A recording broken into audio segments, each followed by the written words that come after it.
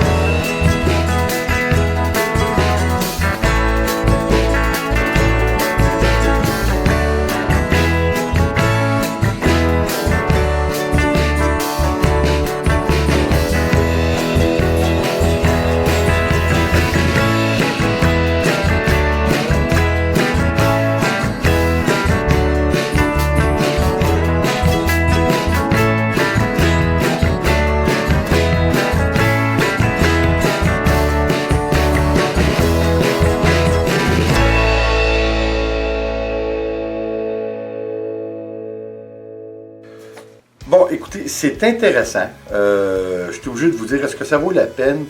Je ne crois pas, juste par le fait que ça peut prendre 2-3 semaines et dans certaines occasions, ça peut prendre même jusqu'à 1 mois pour devenir sec. Pour moi, ça n'en vaut pas tellement la peine. Écoutez, j'ai passé du temps à brasser ça, là.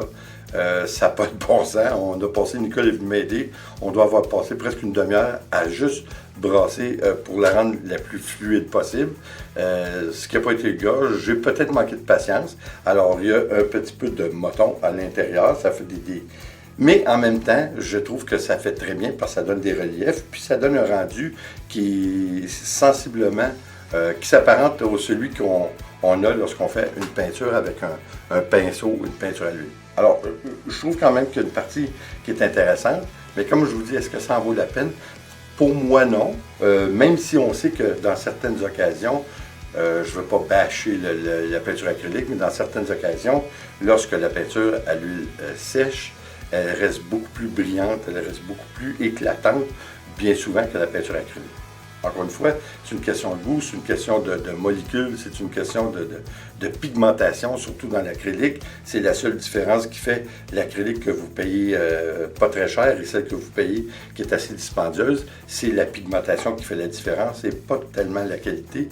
Mais comme je vous dis, si pour vous la pigmentation c'est une qualité, et oui, il y a une différence. Alors écoutez, en bout de ligne, oui, je trouve ça intéressant. J'ai voulu faire 2 techniques. J'aurais peut-être pas dû. Je voulais juste essayer coulage fluide et puis un vert renversé pour voir un petit peu des deux. Mais j'avais une couleur qui était foncée, trop prédominante. Alors j'ai été obligé de la bouger beaucoup, ce qui nous a emmené là, un amalgame de toutes sortes de choses. Puis ça nous a rendu. Mais écoutez, ça reste que non, effectivement, c'est pas ce qui est le plus intéressant pour moi, juste par le temps que ça prend pour sécher. Sauf que si vous voulez faire des sous-verts, des petites babioles comme ça, là, je trouve ça très intéressant. Puis oui, la peinture à l'huile va avoir tendance à adhérer beaucoup plus longtemps que la peinture acrylique. Ça, c'est évident. Alors, juste pour ce fait, ça peut être intéressant de l'utiliser pour faire des petits objets. Bon, écoutez, je suis obligé de vous dire un petit mot de la fin, parce que là, écoutez, ça fait plus rien que quelques semaines, ça fait quelques mois que j'ai fait cette toile. Alors, je me devais de vous dire le résultat. Le résultat, comme vous savez, on a pris de l'huile de lin, car c'est ce qui est conseillé de mélanger avec de la peinture à l'huile, c'est de l'huile de lin. Alors, écoutez, le résultat, si vous aimez les reliefs, vous allez être servi. Il y a beaucoup de reliefs. Par contre, là où il y a plus épais de peinture, la peinture ne semble pas avoir séché. C'est comme mou. C'est mou, mais ça ne tache pas sur les doigts.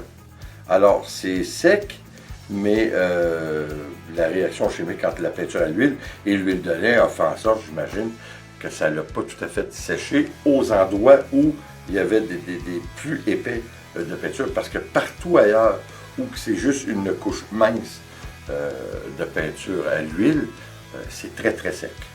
Même que, je vous dirais que c'est un peu comme sableux. Écoutez, si vous aimez ce genre de fini, un fini sablé, devrait-on dire, je crois que vous allez aimer cette technique.